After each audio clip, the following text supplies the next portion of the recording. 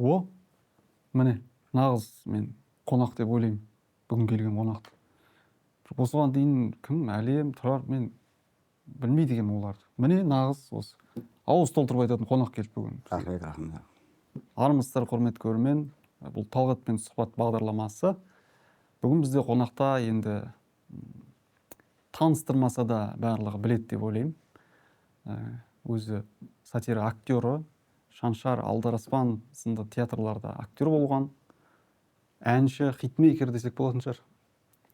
2025 жылдың жыл адамы десек бір ауыз артық айтпайтын шығармыз. Не деген ауыр.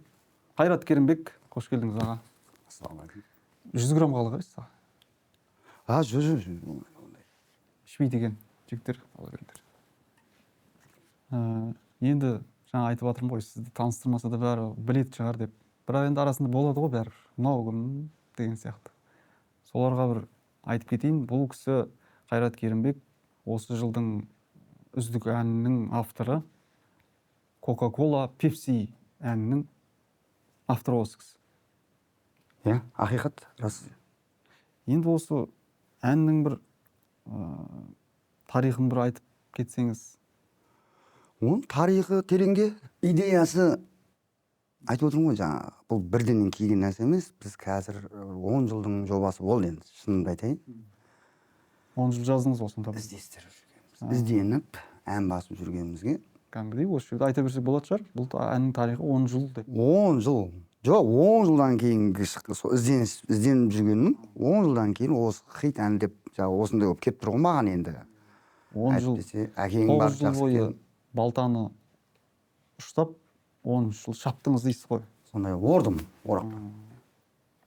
Тамаша. Сол әнді, сол Coca-Cola, Pepsi'ді әнді шығарған себебімді екінші, ол мынау өзіміздің көрші еліміз бар, көршілеріміз бар. Өзбек ағайын, қырғыз ағайын. Қазір Қарақалпақстан ағайын болып не бір әндер шығып жатыр. Көк жүгілеуі бар, ақ жүгілеуі бар жаңағы. Ақша табажақ, біреулер салажақ деген сөздеріміз енді онша түсіне білмейміз енді. Біз де сондай шығараламыз ғой, сондай әндер деген ғой енді бұл жерде. Бізде бар ғой, не жүреді. Жаңағыдай түсініп қалып, дер кезінде шығару керек та, сіз сияқты. Рас. Одан кейін тойларда көріп жүрміз көніге. Мысалы, бір дастарханға, домалақ столға бір сұқ қоясыз, мысалы, бір напиткі қоясыз, дұрыс па? Бәрінен бір-бірден қоясыз. Макси чай бар. Макси чайды да қоюға болады. Бірақ Coca-Cola'дан 4-10 қояды да. Coca-Cola артық бәрібірде, иә? Сәні да, көрдің ба? Дастарханның сәні дейді. Жаңа жылда мандарин болса, бұл енді отырыста кола деп отырсыз. Coca-Cola. Енді тарихын түсінген боларсыздар енді. Сондай болды халқым, елім, жұртым. Бұл домбыраны әкепсіз, бұл жай әкелдіңіз ба, қалай? Енді ол домбырамен шыққан ән ғой негізі. Coca-Cola? Мен қазақпын ғой, мен қазақ болғаннан кейін бір болады ғой, бір бренд ән шығарайық дедік та енді. Кәдімгі Coca-Cola домбырамен шықты? Домбырамен шықты. Ой. Міне келіңіз. Пока абырой мынау міне.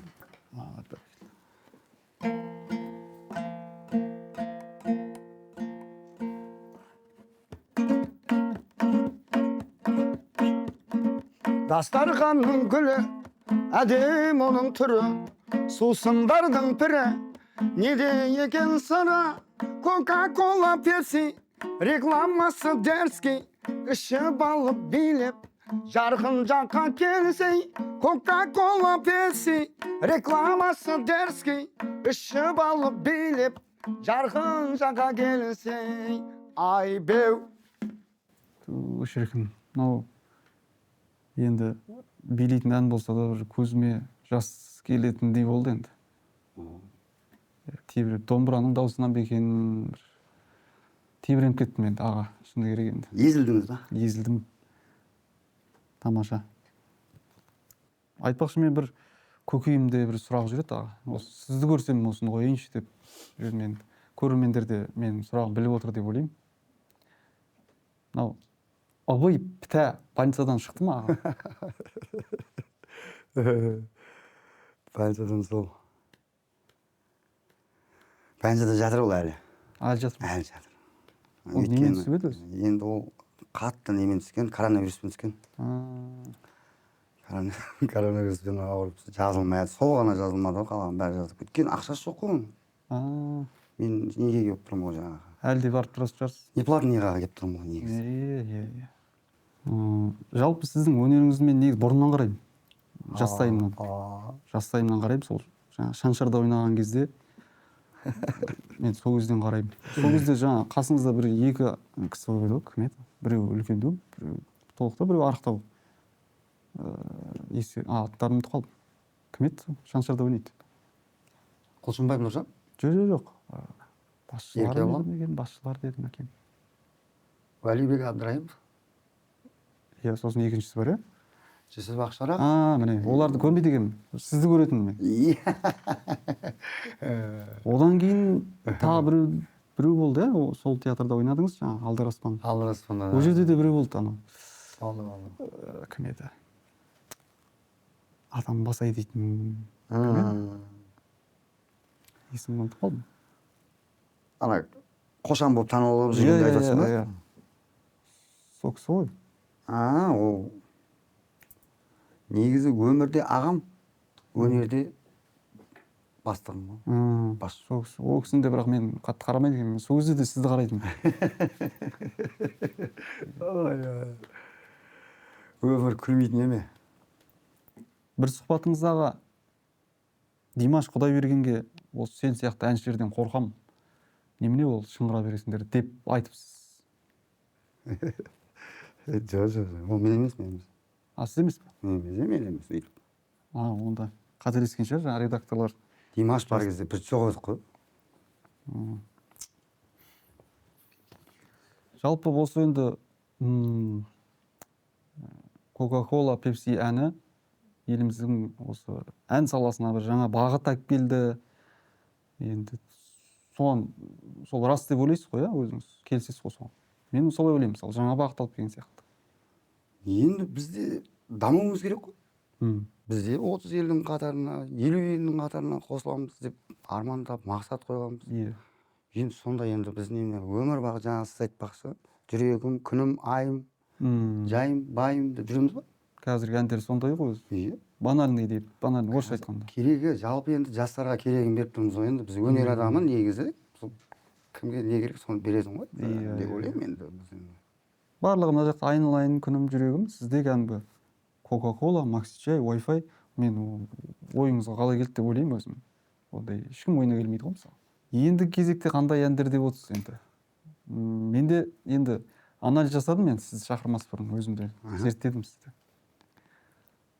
Сол Coca-Cola, Wi-Fi, Maxi-чай, ендігі әндеріңізге менде идеялар бар. Тізім жасап кеттім мен. Бірінші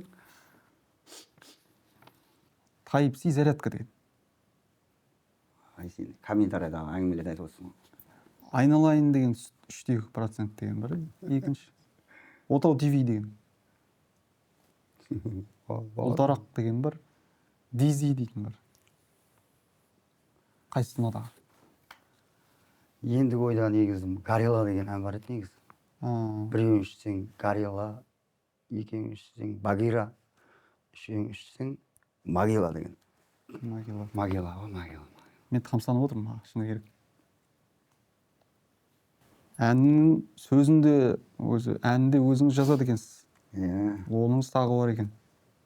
Қиял ғой, қиялимыз ғой біз. Өнер адам дейсіз. Өнер адам, қиялима, соны сөйтіп айтады енді. Өзіміздің туысқандарға айтады, басқа біреу айтпай ақ қойсын. Енді әшкейіңіз бен көйлегіңіз енді көрініп тұр енді аға. Сондай екен ба? Ойбай. Қарапайым адам кимейді ондайды. Енді бұл сен брендтер ғой негізі. Комментарийге неше түрін жазады екен бірақ, Жазады. Фольга киіп аласың ба деген не әңгіме ғой? Фольга емес, осыны сол айтайыншы деп келіп отырмын. Талга. Мынау негізі Изумидан алынған бренд зат. Материалын ұстап көріңіз. Фольга емес қой. Көріңізші, сіз айтыңыз. фольга емес екен достар. Комментарий жазбаңыздар енді олай. Бұл фольга емес. Қазақстанның шоколад ішіндегі жылтырағы деп айтпаңызшы, пожалуйста. Фольга болса. Шоколадының ішіндегі жылтырағы дейді не біреу. Ол болмайды ғой. Сосын теплый жаңағы полдағы дейді. Киімді қорғауға болмайды. Киімді әлемде екі нәрсені қорғауға болмайды дейді ғой. Тамақ пен киімді дейді. Кейбір жаман комментариялар болады, оның бәріне бірақ енді. Оны көңір маған да жазады. Маған да жазады. Мына костюмге жазады маған. Жаза ма? Мына қарап киіп аласың. Мен айтамын, киімде не тұр? Адам әркім тапқанын киген ғой уақытысында мысалға. Коробка киіп аласың ба дейді маған. Коробка? Коробка киіп аласың ба дейді маған. Коробка емес қой алсаң. Шибарты ғой таза баяғы. Екеуміз киген негізі бұрынғы мода екен ғой. Қазір енді ностальгия ғой. Соны айтамын. Бұрынғы еске түсіріп жатырмыз бұрынғы әндерді. Түсінбейтін сияқты негізі біздерді. Халық. Бізде сол әңгіме керек қой енді. Әңгіме керек.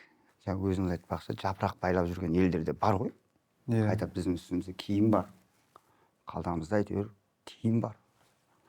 Аз кем миымыз бар. Сіз өзі суырып салмай екенсіз бе? Қайда болдың? Мен өзім жастайымнан беташар ашқанмын. Мені бәрі сол беташармен таниды негізі көбісі. Енді суырып салмай екенсіз. Біздің демеушіміз Авиасейлс KZ-ге осы жерде бір суырып салып жіберсең саған. Қазір ма? Қазір осы жерде. Рұқсат болса. Рекламаға ештеңе бермейді, жоқ, ол таза, иә. Аман есен самолетпен жүріңдер, құламаңдар. Иә, Астанаға барып ұшып, Анталияға барсаңыздар да ақшасына жыламаңдар. Әдемі. Сондай қылып кете бересің ғой, құлағандар, жылағандар, сұрағандар, тұрағандар. Авиасейлс KZ. Мынау енді сіз енді тойда жүрем, ел-елді аралап жүрем деп жатсыз. Сол кезде бір Қайреке бір сіздің ұрпағыңызды алып қалайық деген сұрақтар болып қалған жоқ па екен? Ондай болған жоқ па? Ұсыныстар. Ұрпақ болды осы қазақтың ұрпағы, бәрінің ұрпағы. Бәріміздің ұрпағымыз ғой. Бір қазақпыз. Соның ішінде бар шығар енді бәріміздің ұрпағымыз. Бәріміз былай қарағанда қазақтың ұрығымыз ғой. Иә. Мен ұрықпын.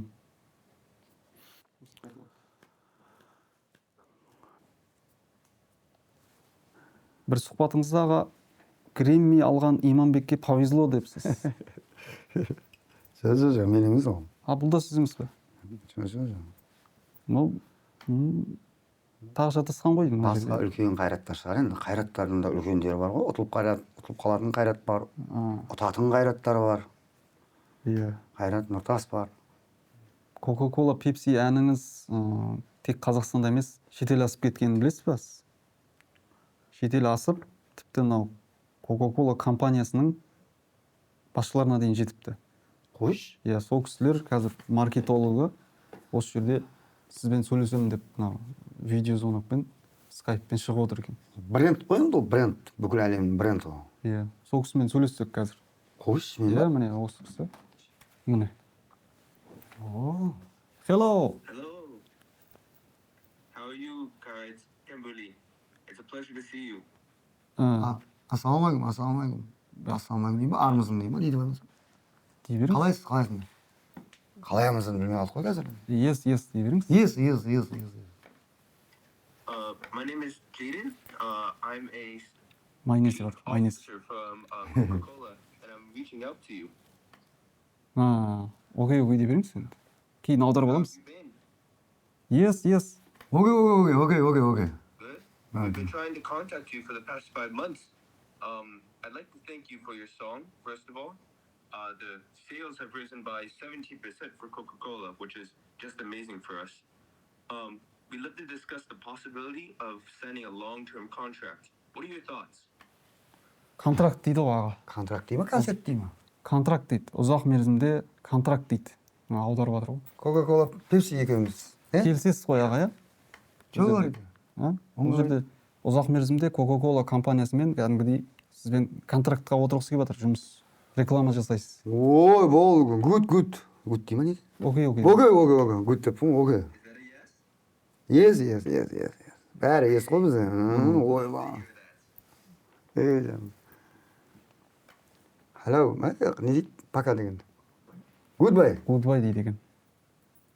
To you. Yes. Біз шынымен сөйлестік бана екеуміз, Енді үйренесіз. Иә, шынымен А, мынау неден Массачусетс штаттан арнайы шығып отыр. Массачусетс. маған көшу керек болды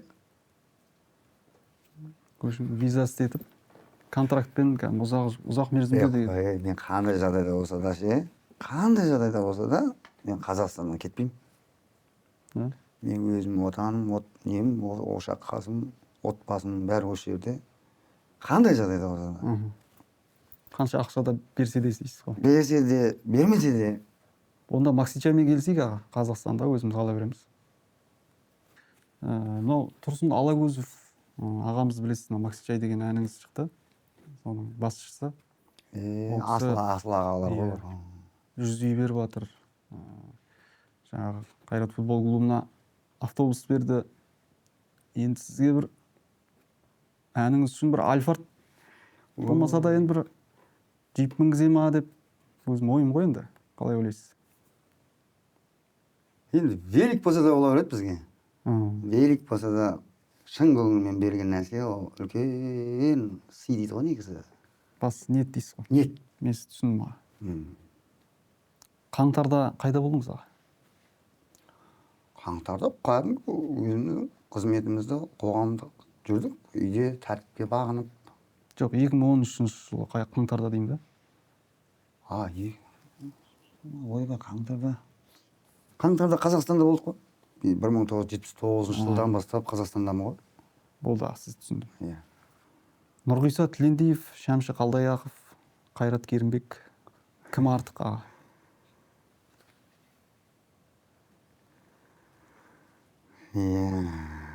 Ол өте орында. Бірақ енді үшеуінен халық біледі ғой кім артық екенін. Тірі жүрген мен артықпын деп айтса ойнап айтамын. Әзіл ғой енді. Мен білініп тұр ғой енді, халық біледі ғой. Мен ойымша аға бұл жерде сұрақ артық деп ойлаймын. Сұрақ артық, иә, сұрақ артық. Енді мен жауап бер дегеннен кейін сол сонау жерден. Иә, мен кешіріңіздер, менің сұрағым артық екен.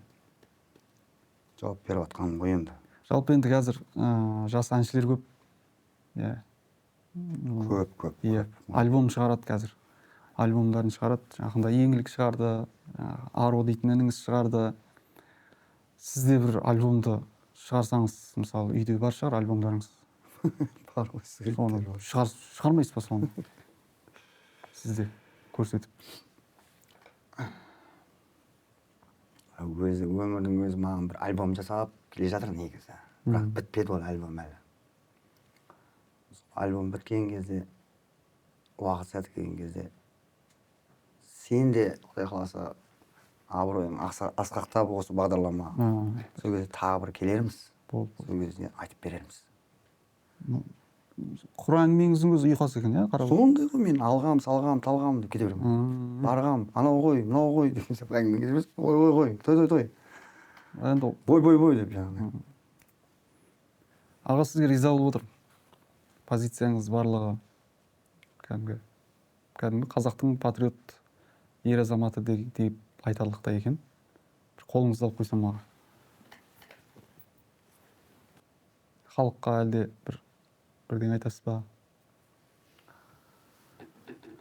Халқыма сол айтарым, дұрысынан түсініңіздер, қайта осындай бренд әндермен мақтанайық, марқаяйық, қолымыздан келгенше. Жамандай бергенмен, мен жаман болсам да, жақсы болсам да, бәрі сол сіздердің өздерің балдарыңызбыз ғой. Біз енді өнер жолында жүрміз. Диванда отырып алып. Диван дегенде. Фольга дегенмен мен соған бола келдім негізі, намыстанам ше. Мен де намыстанамын коробка деген. Екеумізді бірдей неғыпты ғой енді. Соңында Ринат Зайыптың бір термесін айтып кеткім келіп тұр ғой. Бәрекелді аға.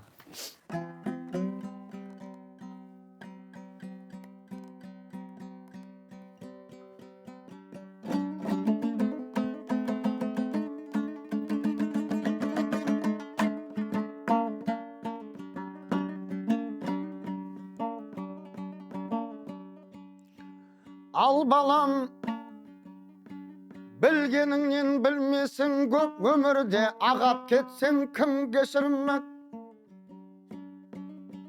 Азырақ ақыл айтар әкең саған, абайсыз отты басып жүрмесін деп.